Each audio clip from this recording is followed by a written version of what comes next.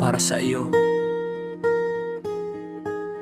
May mga araw na alam kong parang binabagyo ka ng mundo, na kahit anong pilit mong tumayo, parang hinihila ka pababa ng takot at pagdududa.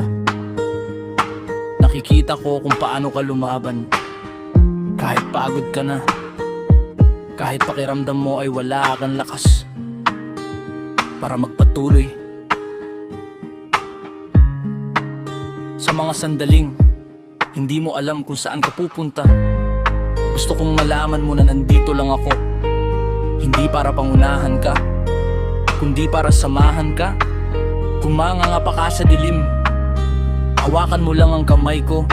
Dahan-dahan kitang gagabayan hanggang makita mo ulit ang liwanag. Alam kong may mga pagkakataon na hindi malinaw ang bukas, na parang ang daming tanong na walang sagot. Pero kung may isang bagay akong sigurado, iyon ay hindi kita iiwan. Sa bawat sakit na dinadala mo, sa bawat pagod na tinatago mo, may isang taong naniniwala sa'yo, at ako yon.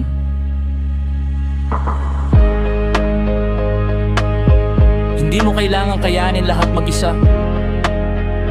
Hindi mo kailangang maging perpekto para maging sapat. Dahil sa paningin ko, sapat ka na, higit pa sa sapat. Gusto kong ipakita sa'yo na kaya mong lampasan na kahit anong bundok na haharap sa'yo. At kung sakaling madapa ka, nandito ako para alalayan ka, hindi para husgahan ka unti-unti. Matututo kang maniwala sa sarili mo, hindi dahil sinabi ko, kundi dahil mararamdaman mo.